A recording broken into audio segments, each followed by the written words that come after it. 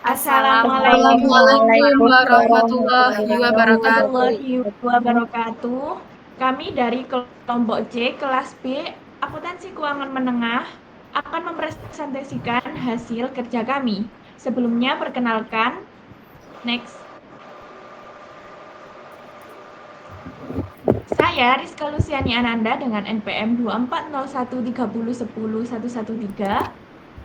Dan saya Nara Tirta Nugraha dengan NPM 240 130 10194.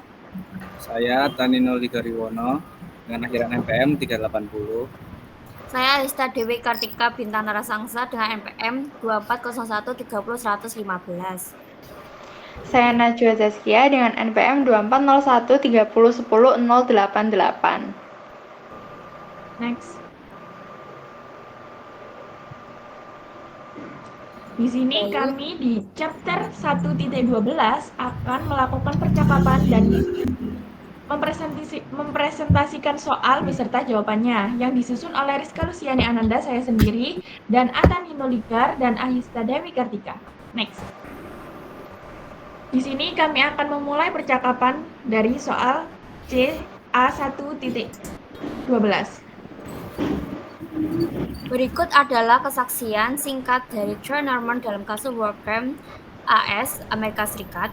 Ia adalah seorang manajer di Departemen Pelaporan Perusahaan dan merupakan satu dari 5 orang yang mengaku bersalah.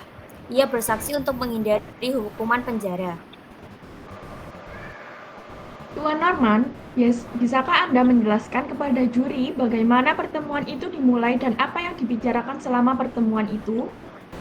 Saya tidak ingat persis siapa yang memulai diskusi tersebut. Tetapi Scott Sullivan langsung mengakui bahwa dia menyadari kami memiliki masalah dengan entity tersebut. David Myers telah memberitahunya dan kami sedang mempertimbangkan untuk mengundurkan diri. Scott Sullivan mengatakan bahwa ia menghargai kekhawatiran kami, tetapi kami tidak diminta melakukan apapun yang menurutnya salah. Ia menyebutkan bahwa ia mengakui bahwa perusahaan telah kehilangan fokus cukup banyak karena persiapan untuk merger sprint, dan bahwa ia sedang menyusun rencana dan proyek untuk mencoba menentukan di mana letak masalahnya. Mengapa biaya begitu tinggi? Dia mengatakan dia yakin bahwa pernyataan awal yang kami buat bahwa biaya saluran dalam pernyataan tersebut tidak mungkin setinggi itu, bahwa dia yakin ada sesuatu yang salah dan tidak mungkin biayanya setinggi itu. Saya memberitahu dia bahwa saya tidak yakin entry yang diminta untuk kami buat itu benar, bahwa saya takut dan saya tidak ingin menempatkan diri saya dalam posisi di penjara demi dia atau perusahaan. Dia menjawab bahwa dia tidak yakin ada yang salah, tidak ada yang dipenjara, tapi jika nanti ternyata salah, dialah yang akan dipenjara, bukan saya. Dia meminta untuk tetap tinggal, jangan melompat dari pesawat, biarkan dia mendaratkannya dengan lembut. Itulah kira-kira caranya. Dan dia menyebutkan bahwa dia telah berdiskusi dengan Bernie Evers untuk meminta Bernie mengurangi proyeksi ke depannya, dan Bernie menolaknya. Tuan Norman, Anda mengatakan bahwa Tuan Sullivan mengatakan sesuatu tentang jangan melompat dari pesawat. Apa yang Anda pahami? Maksudnya ketika dia mengatakan itu? Tidak berhenti. Selama rapat ini, apakah Tuan Sullivan mengatakan sesuatu tentang apakah Anda akan diminta membuat entry seperti ini di masa mendatang? Ya, dia berkomentar bahwa mulai saat itu dan seterusnya kami tidak akan diminta untuk mencatat entry apapun. Penyesuaiannya akhir tingkat berdiri, bahwa angka-angkanya akan tetap menjadi angka. Menurut Anda apa maksudnya? Angka-angka itu adalah angka-angka. Bahwa setelah pernyataan awal dikeluarkan, dengan pengecualian transaksi normal, transaksi yang sah, kami tidak akan diminta untuk mencatat entry terlambat lagi. Saya yakin Anda bersaksi bahwa Tuan Sullivan mengatakan sesuatu tentang angka biaya saluran telepon yang tidak akurat. Apakah dia meminta Anda untuk melakukan analisis guna menentukan apakah angka biaya saluran telepon tersebut akurat? dia tidak melakukannya. Pernah ada orang yang meminta Anda melakukan hal itu? Tidak, Apakah Anda pernah melakukan analisis semacam itu? tidak, Selama rapat ini, apakah Tuan Sullivan pernah memberikan pembenaran akuntansi untuk entry yang diminta untuk Anda buat? tidak, dia tidak melakukannya. Apakah ada hal lain yang terjadi selama pertemuan tersebut? Saya tidak ingat apapun lainnya. Bagaimana perasaan Anda setelah pertemuan ini? Sebenarnya tidak jauh lebih baik. Saya meninggalkan kantornya tanpa yakin sama sekali bahwa apa yang diminta untuk kami lakukan adalah benar. Namun, saya mempertanyakan diri saya sendiri. Sampai taraf tertentu setelah berbicara dengannya bertanya-tanya apakah saya membuat sesuatu yang lebih dari apa yang sebenarnya ada di sana. Dari percakapan di atas menimbulkan beberapa pertanyaan. Yang pertama yaitu, apa yang tampaknya menjadi masalah etika yang terlibat dalam kasus ini? Jawabannya yaitu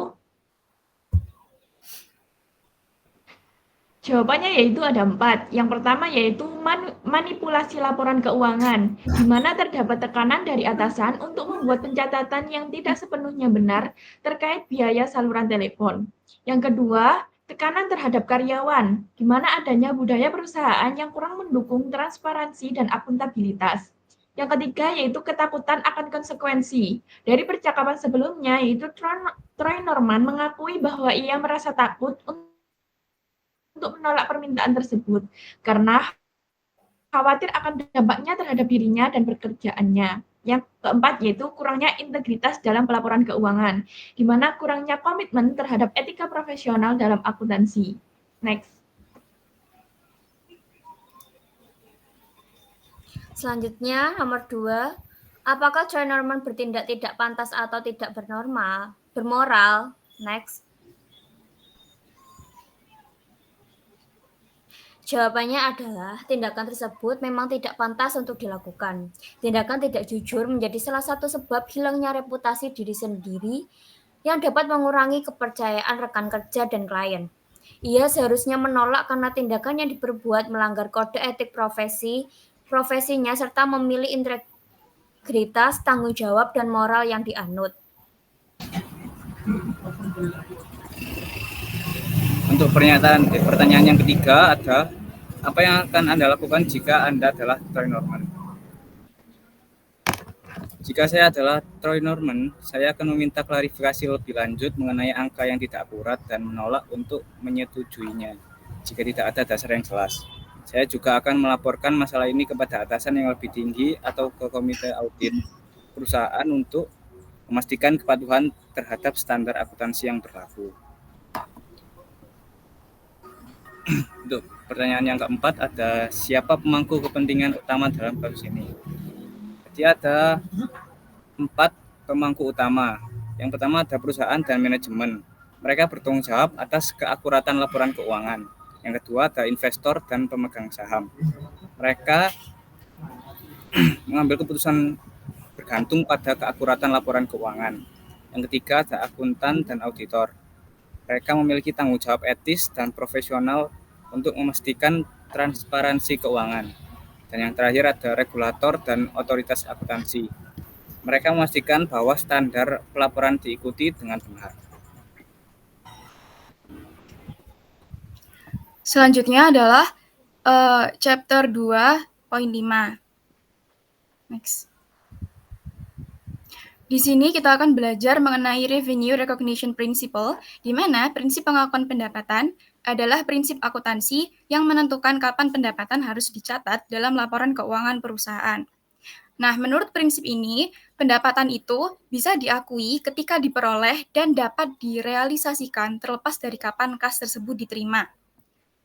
Berdasarkan GAAP dan International Financial Reporting Standards, pendapatan diakui ketika perusahaan telah memenuhi kewajiban kinerjanya, yang artinya barang yang tersebut telah dikirimkan atau telah sampai di tangan pelanggan, baru catatan itu atau pendapatannya dicatat. Next. Nah, berikut adalah contoh spesifiknya. Untuk kasus yang pertama adalah seseorang membeli cupcake di toko roti. dan dia membayar di muka, dia membayar duluan pada bulan November. Tapi dia menerima cupcake-nya pada bulan berikutnya, yaitu bulan Desember. Maka dalam kasus ini, pencatatan pendapatannya dicatat pada bulan Desember. Mengapa? Walaupun dia menerima uangnya duluan pada bulan November, tapi pelanggan baru mendapatkan kuenya pada bulan Desember.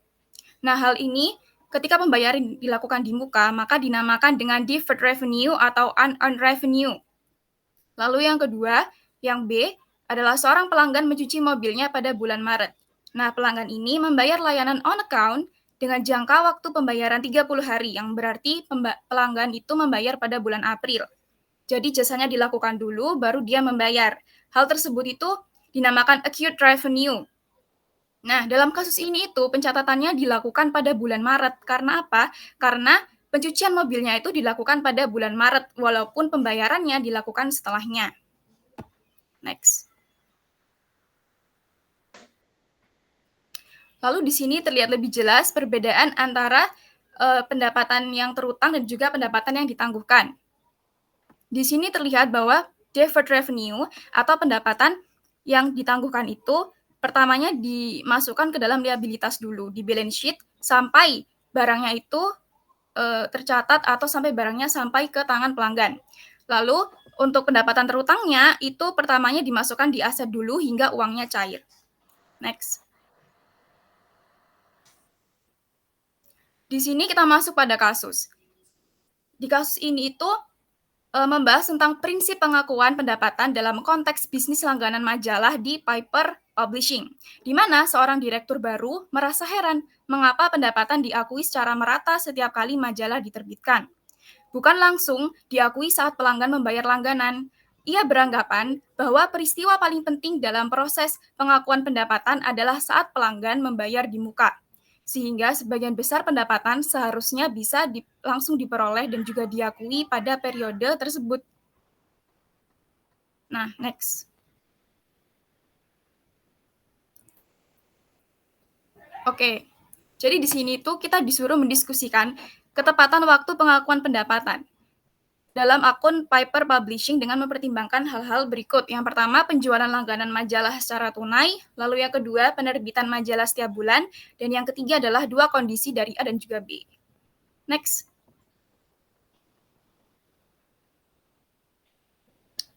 Oke, yang pertama kita akan membahas mengenai penjualan tunai langganan majalah atau the cash sale of the magazine subscription. Di sini itu maksudnya adalah mengakui pendapatan ketika uang tunainya itu sudah sampai.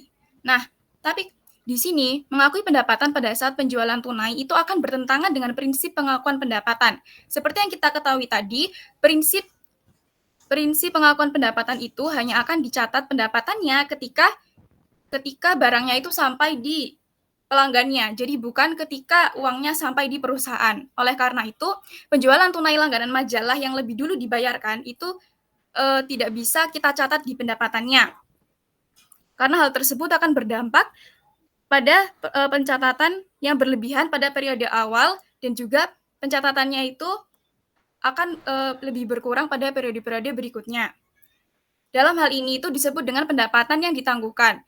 Itu akan diakui sebagai kewajiban pada neraca dan diakui sebagai pendapatan ketika majalah dikirimkan ke pelanggan. Next. Lalu yang kedua adalah mengakui penerbitan majalah setiap bulan. Mengakui pendapatan setiap kali majalah diterbitkan adalah pendekatan yang paling benar dalam opsi ini, karena setiap edisi majalah itu merupakan kewajiban kinerja yang terpisah dalam kontrak langganan. Oleh karena itu, pendapatan harus diakui secara proporsional seiring dengan pengiriman majalah kepada pelanggan agar laporan keuangan mencerminkan kinerja keuangan perusahaan dengan akurat. Next. Lalu yang C, kedua peristiwa dengan mengakui sebagian pendapatan saat penjualan tunai langganan dan sebagian saat penerbitan majalah setiap bulan. Pendekatan seperti ini itu tidak sepenuhnya sesuai dengan GAAP atau peraturan tadi, di mana pendapatan tidak dapat diakui sebagian saat penjualan karena perusahaan belum memenuhi seluruh kewajiban untuk mengirimkan majalah. Metode yang benar adalah mengakui pendapatan secara merata selama periode langganan, sesuai dengan jumlah majalah yang telah diterbitkan. Oleh karena itu, dalam kasus tadi itu, majalahnya itu dicatatnya sama karena dia dicatatnya setiap bulan ketika majalah itu sampai di tangan pelanggan, bukan ketika kasnya masuk. Oleh karena itu, pendapatannya di laporan keuangan itu sama setiap bulannya. Next.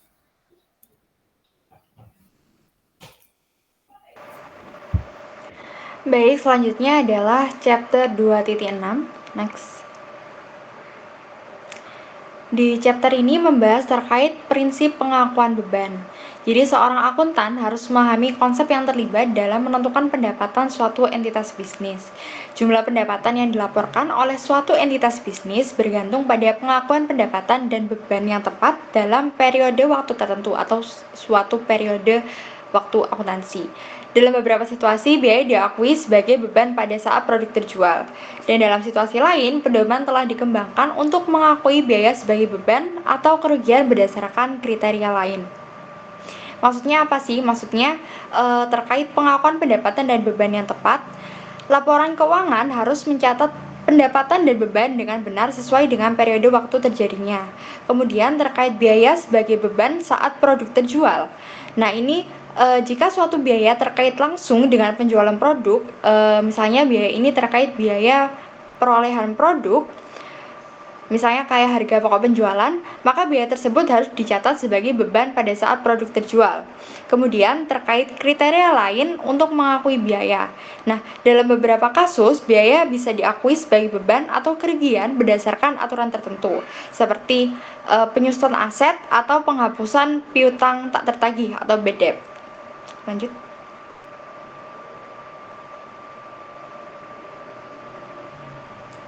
Untuk soal yang pertama, jelaskan apa alasan mengakui biaya sebagai beban pada saat produk terjual. Next.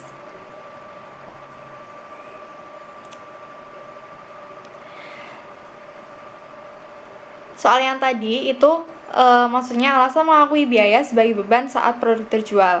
Nah, hal ini mengikuti prinsip pencocokan atau matching principle yang menyatakan bahwa beban harus diakui pada periode yang sama dengan pendapatan yang dihasilkan. Saat produk terjual, biaya terkait seperti harga pokok penjualan atau biaya perolehan dicatat sebagai beban karena langsung berkontribusi pada pendapatan. Nah, hal ini untuk memastikan laporan keuangan mencerminkan laba secara akurat. Next.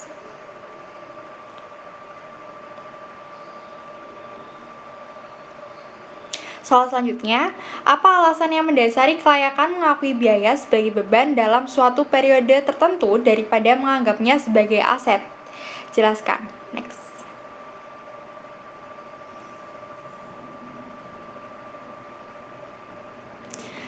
Alasan mengakui biaya sebagai beban periode daripada menganggapnya sebagai aset karena biaya tersebut sudah tidak lagi memberikan manfaat di masa depan dan hanya berkontribusi pada pendapatan di periode berjalan atau periode saat ini. Biaya ini hanya memberikan manfaat dalam periode tertentu dan tidak menciptakan nilai jangka panjang. Mengakuinya sebagai beban periode memastikan laporan keuangan mencerminkan kondisi ekonomi bisnis yang sebenarnya tanpa melebih-lebihkan aset.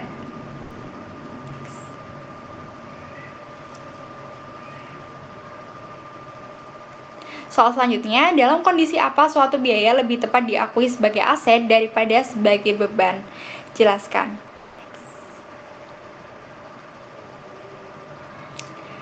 Suatu biaya harus dianggap sebagai aset jika memberikan manfaat ekonomi di masa depan, bukan hanya di periode berjalan. Contohnya seperti persediaan. Persediaan ini dicatat sebagai aset sampai persediaan tersebut dijual karena tidak menutup kemungkinan persediaan akan ada sampai periode selanjutnya jika persediaan tersebut tidak terjual. Kemudian selanjutnya adalah contohnya aset tetap seperti tanah, bangunan, dan peralatan yang dikapitalisasi atau disusutkan seiring waktu karena memang aset tetap ini tidak langsung habis pada saat satu periode akuntansi. Kemudian beban dibayar di muka seperti sewa atau asuransi yang manfaatnya lebih dari satu periode apabila memang sewa atau asuransi tersebut memberikan manfaat lebih dari satu periode itu harus dicatat atau diakui sebagai aset daripada beban karena memang dia masa manfaatnya lebih dari satu periode bukan hanya satu periode akuntansi saja. Next.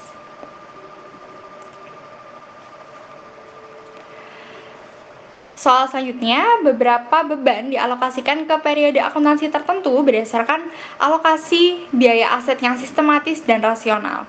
Jelaskan alasan dibalik pengakuan beban berdasarkan alokasi biaya aset yang sistematis dan rasional. Jadi, mengapa sih perlu alokasi biaya aset secara sistematis dan rasional? Yang pertama, mencerminkan manfaat ekonomi secara akurat. Nah, aset seperti mesin atau bangunan digunakan dalam jangka panjang, misalnya aset-aset tetap. Nah, ini kan digunakan dalam jangka panjang, sehingga biayanya ini harus dialokasikan ke beberapa periode, bukan hanya dibebankan pada satu periode akuntansi sekaligus. Kemudian kedua, menjaga konsistensi laporan keuangan. Nah, alokasi biaya aset melalui metode seperti penyusutan atau depreciation untuk aset tetap, amortisasi atau amortization untuk aset tetap tak berwujud seperti goodwill atau hak cipta, dan depresi atau depletion untuk aset tetap sumber daya alam seperti tambang. Ini untuk memastikan laporan keuangan tetap konsisten dan dapat dibandingkan antara periode ini dengan periode sebelumnya. Kemudian, menghindari distorsi laba dalam satu periode. Nah, jika biaya aset besar langsung dibebankan dalam satu periode, seperti contohnya bangunan gitu ya. Nah, laporan laba rugi ini bisa menunjukkan kerugian besar yang tidak mencerminkan kondisi bisnis yang sebenarnya atau mencerminkan kondisi keuangan perusahaan yang sebenarnya. Kemudian selanjutnya mematuhi standar akuntansi. Nah, standar akuntansi seperti IFRS atau GAAP ini mengharuskan biaya aset dialokasikan secara rasional agar laporan keuangan mencerminkan nilai yang wajar atau kondisi sesungguhnya itu tadi. Nah, dengan alokasi yang sistematis, perusahaan ini bisa menyajikan laporan keuangan yang lebih akurat dan mencerminkan kondisi kinerja keuangan laporan perusahaan yang sebenarnya. Gitu. Next. Soal selanjutnya, identifikasi kondisi di mana suatu biaya lebih tepat diakui sebagai kerugian. Next. Biaya diakui sebagai kerugian jika tidak memberikan manfaat ekonomi di masa depan dan tidak berkontribusi terhadap pendapatan. Contohnya seperti persediaan usang yang tidak bisa dijual. Nah, jika suatu barang dagangan tidak bisa dijual karena rusak atau kadaluarsa, maka nilainya harus dihapus. Nah, dihapusnya ini sebagai kerugian gitu atau loss. Kemudian penurunan nilai aset jika nilai aset turun drastis gitu. Jika nilai aset turun drastis dan tidak dapat pulih, maka selisihnya antara nilai yang tercatat dan nilai wajarnya diakui sebagai kerugian. Kemudian piutang tak tertagih atau bad debt. Nah, jika pelanggan atau customer ini gagal membayar utang mereka atau kita catatnya sebagai piutangnya kita dan itu tidak bisa ditagih kembali, nah perusahaan ini harus mencatatnya sebagai kerugian piutang, gitu, loss. Kemudian kerugian dari pelepasan aset. Jika suatu aset dijual dengan harga yang lebih rendah dari nilai bukunya, nah selisih itu tadi dicatat sebagai kerugian gitu. Jadi kayak apabila nilai asetnya kita dijual lebih rendah dari nilai aset itu sendiri, nah kita harus mencatat selisih itu sebagai kerugian atau loss. Nah, pengakuan biaya sebagai kerugian membantu memastikan laporan keuangan mencerminkan kondisi keuangan yang sebenarnya tanpa melebih-lebihkan nilai aset atau laba perusahaan. Next.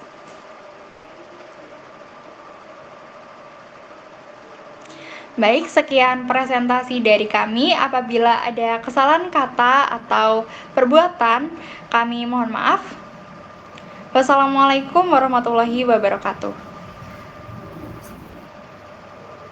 Warahmatullahi wabarakatuh.